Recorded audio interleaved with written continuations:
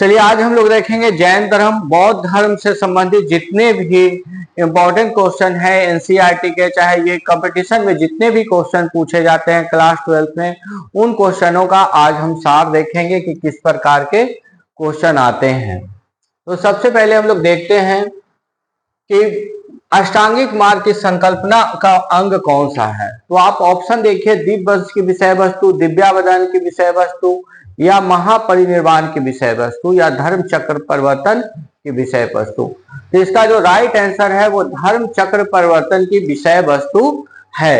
अष्टांगिक मार्ग 8 मार्गों को अगर आप अपनाते हैं तो आप अष्टांगिक मार्ग को अपनाने से धर्म चक्र परिवर्तन का ये माध्यम माना जाता है। सांची के स्तूप में हर्मिका जो सबसे ऊपर होता है उसे किस नाम से जाना जाता है? तो उसे देवताओं के घर के नाम से जाना जाता है। क्वेश्चन नंबर 3 है, पौराणिक हिंदू धर्म में अवतार का क्या उद्देश्य होता है? तो पौराणिक हिंदू धर्म में अगर अवतार का उद्देश्य देखेंगे तो मंदिरों का प्रवेश द्वार है, भगवान की धरती पर आगमन है, एक नया धर्म है, या पवित्र स्नान है। तो ये जो राइट आंसर है, भगवान की धरती पर जो रूप बदल करके आते हैं उसी को कहा जाता है पौराणिक हिंदू धर्म में अवतारवाद या अवतार माना जाता है। अब नेक्स्ट क्वेश्चन है, अजंता की गुफा में मुख्य रूप से किसके जीवन की कहानियां को चित्रित किया गया है? तो ये बुद्ध के पिछले जन्म जो भी है, बुद्ध भगवान जो पिछले जन्म लिए थे, जातक ग्रंथों में इसका विशेष रूप से लिखा गया है, तो उसी के बारे में इस ग्रंथ में बताया गया है। नेक्स्ट क्वेश्चन है, मंदिर के उस भूभाग को क्या कहते हैं जहां मूर्ति रखी जाती है? तो उसे गर्भगृह कहा जाता है। जहां पर मूर्ति रखा जाता है उस भाग को गर्भगृह कहा जाता है। गोपुरम जो सबसे ऊपर होता है उसको कहा जाता है। मंडप जो उसके चारों तरफ जो बने रहते हैं जहां पर अनुष्ठान वगैरह करते हैं उसे कहा जाता है। और मंदिर के ऊपर जो सबसे ऊपर नुकीला हिस्सा बना रहता है उसे शिखर कहा जाता है। चलिए आप नेक्स्ट क्वेश्चन देखिए,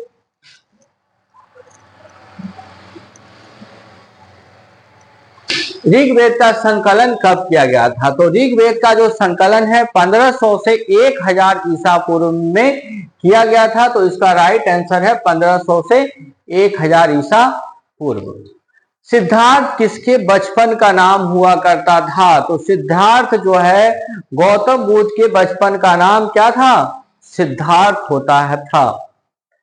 ठीक है। सांची के स्तूप को बचाने में किन बेगमों ने अपना महत्वपूर्ण योगदान दिया था? तो सांची के स्तूप को बनाने में या सेव करने में शाहजहां बेगम और सुल्तान जहां बेगम, इन दोनों बेगमों ने काफी महत्वपूर्ण योगदान दिया। तब जाकर के सांची स्तूप की सारी वस्तुओं को सेव किया गया और उस पर तमाम तरह के रिसर्च किए गए। हीनयान और महायान का संबंध किस धर्म से है? तो हीनयान और महायान का धर्म का संबंध जो है बौद्ध धर्म से लिया गया है। नेक्स्ट क्वेश्चन है, भगवान महावीर का प्रथम शिष्य कौन था? तो महावीर स्वामी का जो प्रथम शिष्य था, इन ऑप्शनों में देखिए, जमाली था, योशु था, विपिन था, प्रभास था। तो जमाली इसका राइट आंसर है। राइट आंसर आपका ए होगा। नेक्स्ट क्वेश्चन है, कुटाग्रशाला का अर्थ क्या होता है? कुटाग्रशाला का अर्थ 4 ऑप्शन है, देखिए, एक नुकीली छत वाली झोपड़ी, अनाज का भंडार, घोड़ों की शाला या राजा का महल। तो एक नुकीली छत वाली जो झोपड़ी होती थी उसे ही कुटाग्रशाला कहा जाता था। बौद्ध ग्रंथ त्रिपिटक किस भाषा में लिखा गया है? तो अगर बौद्ध ग्रंथ देखेंगे कि त्रिपिटक जो है वो किस भाषा में लिखा गया है, तो वो पाली भाषा में लिखा गया है।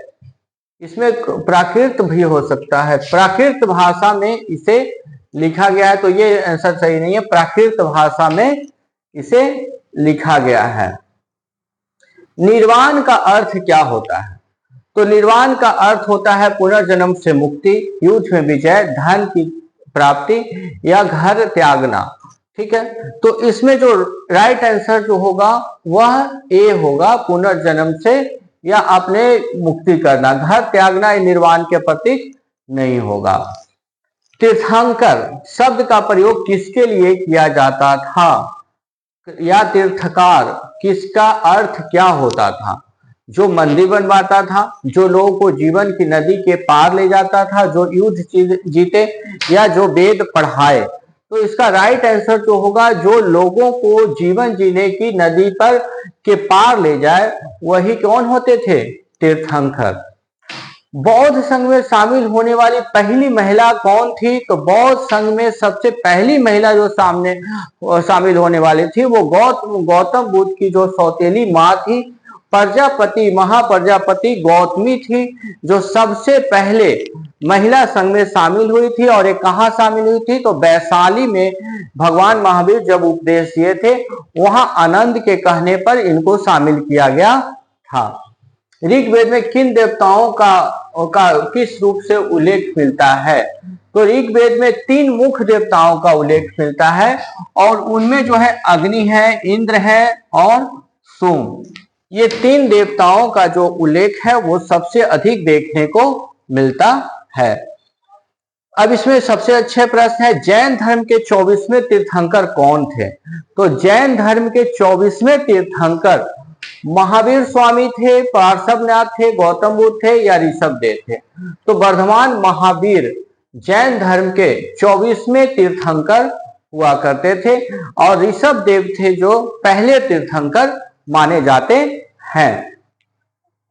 बौद्ध धर्म में त्रिपिटक का क्या अर्थ होता है? बौद्ध धर्म में त्रिपिटक का अर्थ होता है 3 टोकरियां। 3 टोकरियों का अर्थ होता है त्रिपिटक। उसमें अभिधम पिटक था, सूत पिटक था और विनय पिटक था। ये 3 पिटकों को ही कहा गया है, मुख्य रूप से 3 टोकरियां कहा गया है। बौद्ध परंपरा में निर्वाण का क्या अर्थ होता है?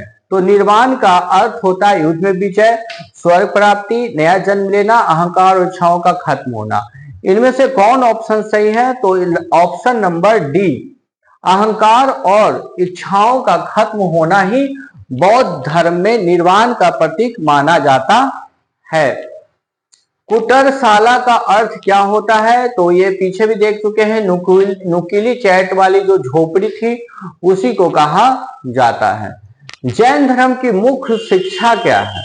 अगर जैन धर्म के हम लोग अगर मुख्य शिक्षा देखें तो अहिंसा करना है, लेकिन यहाँ ऑप्शन कुछ और है, केवल मनुष्यों में जीवन है, ईश्वर ही सब कुछ है, यज्ञ करना अनिवार्य है, संपूर्ण विश्व ही प्राणवान है।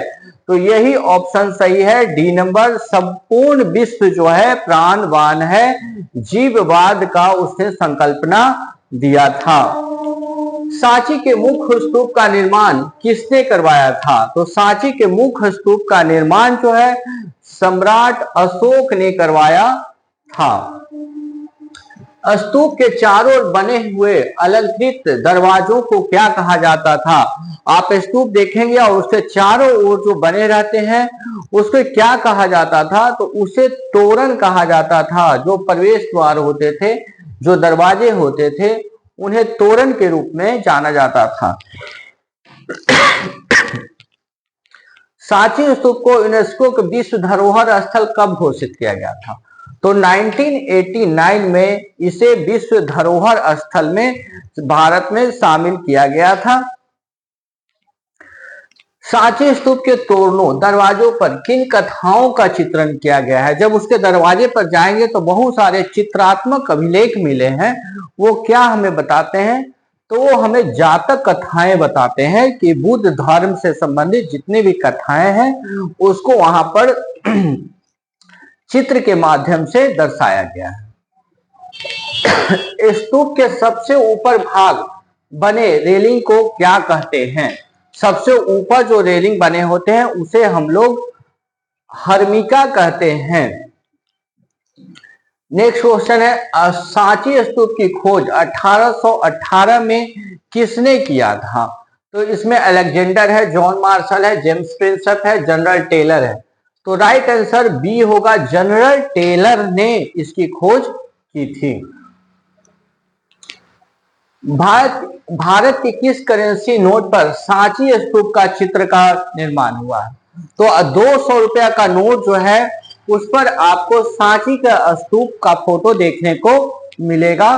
तो राइट आंसर है ए। सांची स्तूप मुख्य रूप से किस धर्म से संबंधित है? तो सांची स्तूप जो है सिख धर्म, हिंदू धर्म, बौद्ध धर्म और जैन धर्म। तो राइट आंसर है बौद्ध धर्म।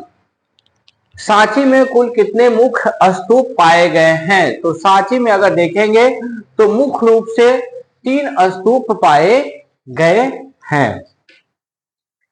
महात्मा बुद्ध किस वंश से संबंधित है? ज्ञातुक, मौर्य, कुरु या शाक्य? तो शाक्य से संबंधित थे। महात्मा बुद्ध का जन्म एवं ज्ञान की प्राप्ति किस दिन हुआ था? आषाढ़ पूर्णिमा, वैशाख पूर्णिमा, कार्तिक पूर्णिमा या इनमें से कोई नहीं? तो राइट आंसर है वैशाख पूर्णिमा के दिन उन्हें जन्म एवं ज्ञान की जो प्राप्ति हुई थी वैशाख पूर्णिमा के दिन हुआ था। त्रिपिटक क्या है? तो त्रिपिटक क्या है? तो सामाजिक समानता का सिद्धांत है, जैन धर्म के दार्शनिक सिद्धांत है, तीर्थंकरों का जीवन चरित्र है या बौद्ध साहित्य है? तो ये जो त्रिपिटक है वह एक बौद्ध साहित्य है। अलार कलाम कौन थे? अलार कलाम जो थे वो बुद्ध के एक शिष्य थे, प्रतिष्ठित बौद्ध भिक्षु थे, बुद्ध कालीन का एक शासक थे या बुद्ध के गुरु थे? तो राइट आंसर है बुद्ध के वो गुरु थे अलार कलाम, जो उन्हें सांख्य दर्शन की शिक्षा दिए थे। जैन धर्म का आधारभूत नैतिक मूल्य क्या है? तो कर्म है, निष्ठा है, विराग है, अहिंसा है? तो जैन धर्म का जो सबसे अच्छा जो है सिद्धांत है वो क्या है? अहिंसा का सिद्धांत दिया गया है। निम्नलिखित में से किसे एशिया का ज्योतिष पुंज कहा जाता है? एशिया का ज्योति पुंज कहा जाता है। तो गौतम बुद्ध को, महात्मा बुद्ध को, महावीर स्वामी को और स्वामी विवेकानंद को। इसका राइट आंसर जो है वो गौतम बुद्ध को कहा जाता है एशिया का ज्योति पुंज। बुद्ध की मृत्यु के पश्चात प्रथम बौद्ध संगीति की अध्यक्षता किसने की थी? तो सबसे पहले जो अध्यक्षता किए थे वो अजात शत्रु ने किया था। शून्यता के सिद्धांत का सर्वप्रथम प्रतिपादन करने वाले बौद्ध दार्शनिक कौन थे? जो शून्यता का सिद्धांत दिए थे वो नागा अर्जुन दिए थे, और नागा अर्जुन का यह कहना था कि जितनी भी वस्तुएं हैं उन सब का किसी न किसी से कुछ संबंध है। जैसे यहाँ पे ये बोर्ड है, पेन है और हम है, इन सब का कुछ न कुछ सिद्धांत है, तभी यहाँ पर सभी चीजें मौजूद है, नहीं तो इस दुनिया में हर एक चीज का एक दूसरे से संबंध है। इस चीज को नागा अर्जुन ने बताया था, और इन्होंने जो सिद्धांत दिया था वो सिद्धांत था शून्यता का सिद्धांत। गौतम बुद्ध द्वारा अपने धर्म में दीक्षित किए जाने वाला अंतिम व्यक्ति कौन था? गौतम बुद्ध के अंतिम समय जब चल रहा था तो उनके आनंद जो शिष्य थे, उनको बोला गया कि एक व्यक्ति आया है जो गौतम बुद्ध से शिक्षा लेना चाहता है। उसने काफी आग्रह की, तब गौतम बुद्ध ने आदेश दिया कि आओ भाई, और शिक्षा दे देते हैं।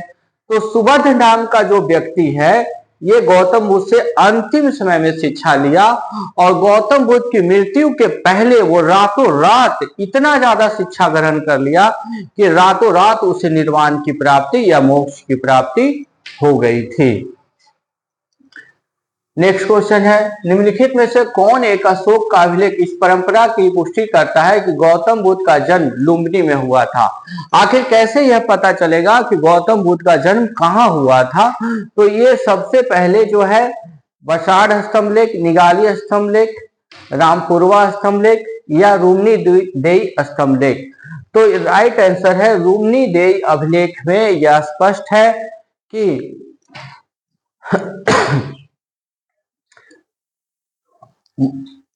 महावीर स्वामी का जन्म किस कुल में हुआ था? महावीर स्वामी का जन्म जो है शाक्य कुल में हुआ था, शाक्य वंश के थे। गौतम बुद्ध का महापरिनिर्वाण किस राज्य में हुआ था? तो गौतम बुद्ध का महापरिनिर्वाण जो था अंग, मगध, मल या वत्स? तो मल्ल में हुआ था। मल्ल जो राजवंश है वहां के वही उनकी जो है मृत्यु हुई थी। सप्तपर्णी गुफा स्थित कहाँ है? तो राजगीर में यह गुफा स्थित है। सप्तपर्णी इसका इसलिए नाम पड़ा क्योंकि 7 पत्तों वाली गुफा के रूप में विभक्त है, इसलिए इसका नाम जो है सप्तपर्णी गुफा पड़ा और यह राजगीर में अवस्थित है। बौद्ध संघ में भिक्षु के रूप में महिलाओं को प्रवेश की अनुमति बुद्ध द्वारा दी गई थी। तो ये ऑप्शन वैशाली इसका सही है। गौतम बुद्ध का जो है उन्होंने सबसे पहले जो है भिक्षुणी का प्रवेश जो है वैशालियों में महिलाओं के प्रवेश हुए आदेश दिए थे। बुद्ध ने सर्वाधिक उपदेश कहाँ दिए? तो बुद्ध ने सर्वाधिक वैशाली, कौशाम्बी, राजगीर या श्रावस्ती। तो सबसे ज्यादा उपदेश जो है उन्होंने श्रावस्ती में रह करके दिए, क्योंकि वहीं पर वो ज्यादा ठहरते थे। इसके कारण जो वर्षा का दिन होता था वो वहीं ठहरते थे, जिसके कारण सबसे ज्यादा उपदेश जो है उन्होंने श्रावस्ती में ही दिए थे। 4 स्थान दिए हुए हैं बौद्ध समितियों का सही कालक्रम बताना है कि कब हुआ था। तो सबसे पहला जो हुआ था वो 483 में हुआ था और वो कहाँ हुआ था? तो 483 ईस्वी पूर्व में जो है वो राजगीर में हुआ था फर्स्ट वाला, और इसकी अध्यक्षता अजात शत्रु ने की थी। ठीक है। सेकंड जो हुआ था वह कालाशोक ने किया था और वो 383 ईस्वी में वैशाली में हुआ था। थर्ड जो था वो पाटलिपुत्रा में हुआ था। और नेक्स्ट 4th नंबर जो था वो 1st सेंचुरी में प्रथम शताब्दी ईस्वी में कुंडल वन में हुआ था। ये कुंडल वन में हुआ था। ये 250 ईसा पूर्व है और ये प्रथम शताब्दी में किया गया था। तो इस प्रकार से इसका आप कालानुक्रम कर सकते हैं। और इसका जो पाटलिपुत्र में किए थे उसके जो थे अश्वघोष थे। अश्वघोष इसके अध्यक्षता किए थे और इसके कनिष्क थे और इसकी अध्यक्षता जो है कालाशोक ने की थी। जो वैशाली में हुआ था उसकी अध्यक्षता कालाशोक ने की थी। शयादवाद का सिद्धांत किससे संबंधित है? तो शयादवाद का सिद्धांत जो है लोक आयत धर्म से है, वैष्णव धर्म से है, जैन धर्म से है या किसी से संबंध है? तो लोक आयत धर्म का संबंध शयादवाद से है। इसमें कहा गया है कि सत्य बहुत ही जटिल चीज होती है, इसे समझ पाना केवल एक दृष्टिकोण से नहीं देखा जाता है, इसको देखने में बहुत सारे चीजों का गहन अध्ययन करना पड़ता है, तब हमें वह सही प्रतीत होता है।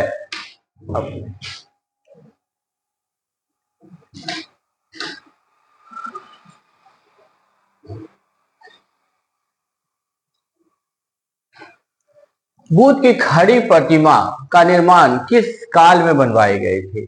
तो बुद्ध में खड़ी प्रतिमा का जो निर्माण किया गया था वो कुषाण काल में किया गया था। यहाँ 3-4 ऑप्शन दिए गए हैं, गुप्त काल, मौर्य काल, गुप्तोत्तर काल। तो इसका राइट आंसर जो है कुषाण काल में किया गया था।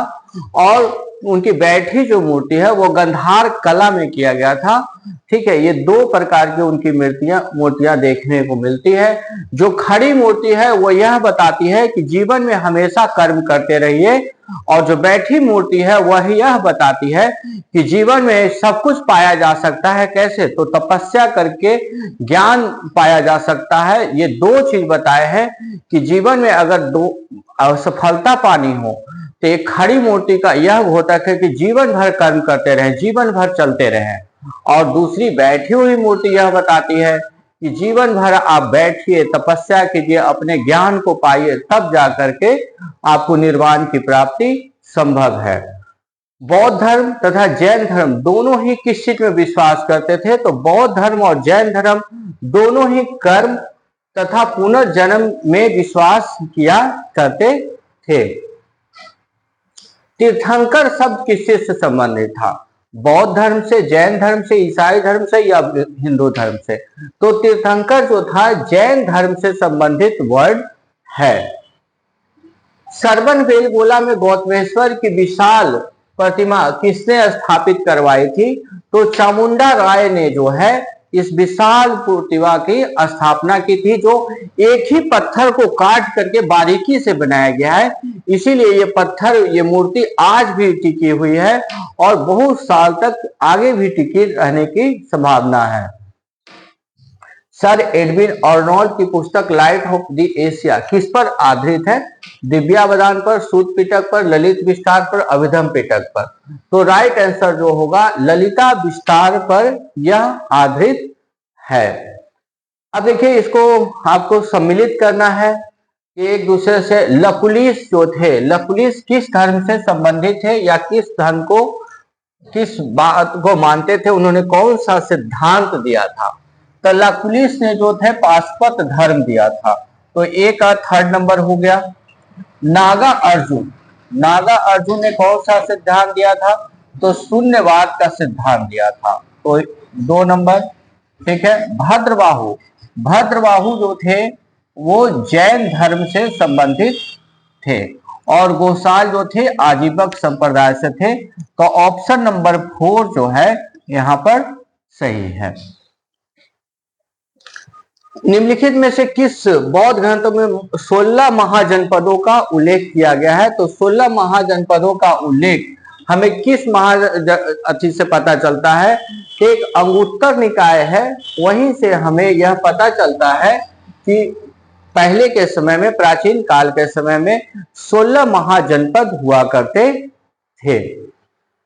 प्रथम मगध साम्राज्य, प्रथम मगध साम्राज्य का उत्कर्ष किस शताब्दी में हुआ था? तो लगभग 6ठी शताब्दी ईसा पूर्व में मगध साम्राज्य का उदय हुआ था। अभी देख लीजिए, सांची का स्तूप है और सांची स्तूप जो है आपको 200 के नोट पर आपको देखने को मिलेगा। Thank you. चैनल अच्छा लगा हो तो सब्सक्राइब करें, लाइक करें।